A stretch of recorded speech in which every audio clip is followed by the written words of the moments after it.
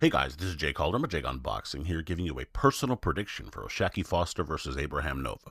And as always, this is just my take. Of course, your predictions can be left down in the comments section below. Would love to hear them all. But before we get started, of course, please be sure to like, subscribe, follow, all that great stuff. Greatly helps out the channel and I definitely appreciate it.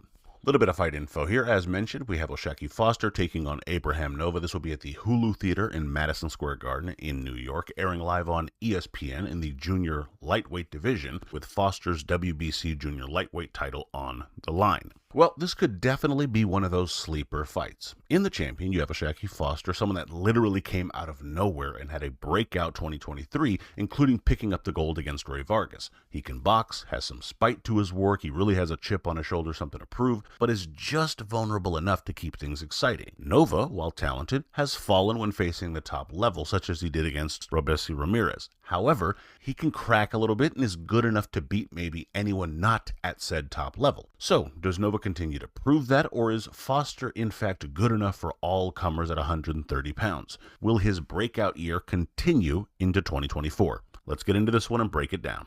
Starting out with the champion here, for Foster to win, you want to land the up jab. You have a solid jab, especially when you snap it out and look to do more than just kind of marginally score with it. When you actually put some snap into it, some vigor into it, you definitely have a good jab. That up jab in particular makes sense in this fight, considering you crouch at times looking for your angles, but also because you both have similar length and reach. Throwing that jab from a different trajectory might get you home and get you a better chance of landing that jab more consistently. Once you're pushing them back with the jab, you can step into your work and let a lot of the other shots you have start flowing. But I do think it starts with that jab, especially the up jab, when you're looking for those angles to kind of land, keep him missing, and then set up some more of that work. I would also say step into your work. And that first key leads into this one. You can fight well enough backing away and circling. That said, you do tend to get your best work done when you're a bit more assertive. I like that side of your game. You definitely want to mix it up, of course. Take the initiative at times, as well as kind of backing up and looking to set those traps and counter. But stepping in and looking to do some hurt might be your best bet more often in this fight. Nova backs up, hoping to counter and then unload himself once he catches you. If you can get that jab going, then work behind it as you step in. You might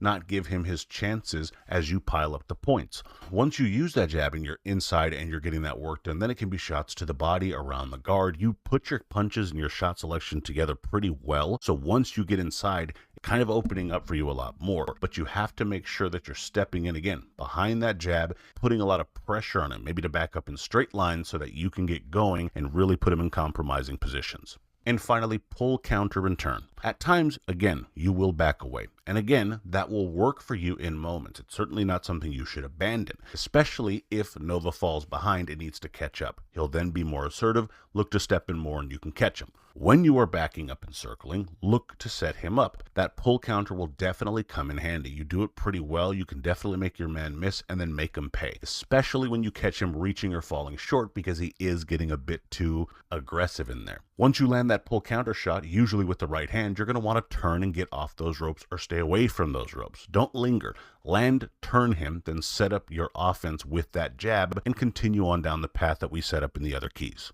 Now, switching over to the challenger, for Nova to win, you want to land in quick bursts. You like to sit back at times, counter, and then kind of look for your man to walk into those shots. However, you're going to want to make sure you string together more than just the single shots. Punching in bursts will be important. When you let your hands go and score in bunches, it's often the best work that you get done. Really, the fighter that is busiest in this fight is likely to be the winner, and that is something you do have in you, but you have to bring it out in this fight. You can still set those traps and kind of back away or step in looking for those single power shots if you kind of have him on his heels. Of course, you want to set this fight up at your pace, but you have to throw often enough that you're putting him in compromising positions, enough combinations are being thrown so that you can then set that kind of work up, and at the same time you're racking up some points. And especially since it's, I think, when you get your best work done, it makes all the more sense to kind of throw in those quicker bursts, especially at first, to get your work going. I would also say make your moves laterally. Your movement will be key in this fight. Now, it doesn't mean that you have to be negative all night and take backward steps. Again, you can step in at times. That's something I certainly think is going to be important for you. But how you get around the ring will be important. You don't want to back up in straight lines, as you have done to your detriment in the past. Instead, Take those subtle steps to the side and circles. Try to turn your man. Use that jab to create those availabilities to do so. This will allow you to jab, of course, get him to come in a bit more awkwardly and allow for you to kind of get out of the way, then get those bursts off from angles he can't necessarily defend. Then you start landing even more of those bigger shots. If you're just backing up in straight lines, it's too easy to predict and it makes a much more 50-50 proposition, and Foster, as mentioned, can be pretty decent with his shot selection, so I think he makes you pay if you're just backing up in those straight lines. And finally, land the overhand right. The one single shot you want to land is that overhand right, in my opinion. It's a shot you throw well, and it's one that Foster might be open to with his defensive posture. Foster uses that shoulder roll defense at times, a good amount of the time, as a matter of fact. And you can get him to come forward a bit more while you arch that right hand over the top of that shoulder. You might be able to catch him in that moment, in that sort of double impact where it will have its best effect. At worst, if you land it often enough, it might make Foster more defensive and allow you to dictate terms of the contest and kind of pick your points of attack. At best, it's a shot that might potentially hurt him, and now he's particularly wary of your shot. I do think Foster is a fighter. He'll try to come back, but again, that creates more of the openings for your bursts. It creates more of the openings for you to kind of maneuver around the ring safer because he might be rushing his work to get his get back in there, and then you can really start to capitalize on some of the mistakes he might make. And it can start, in my opinion, with that overhand right. Now, in terms of my pick here, while the odds are very wide in my opinion, and we will get to that, I think Nova has a shot, but Foster has been rolling, and I think that continues. I think it's tactical in the beginning to some degree, but Foster steps on the gas a bit more and starts taking more control with faster combinations as the rounds wear on, especially because I think he's a bit more of an accurate fighter. The quick right hand lead and that up jab of Foster will score, pushing Nova back and possibly busting him up. I can see Foster stopping Nova late, but I think we likely see a decision in favor of the American as Nova begins to shell up a bit more. Just doesn't open up enough for maybe Foster to finish him off, but allows for him to finish a bit stronger. Winner, O'Shaquie Foster via unanimous decision. And in terms of the betting odds here, as mentioned, Foster is a massive favorite. He's coming in at a -1,000, with Nova coming in at a +580. In general, I wouldn't try to cover a fight with this wide of odds, but I do happen to believe it's a little bit closer than that realistically, so I wanted to make sure that I gave it some coverage.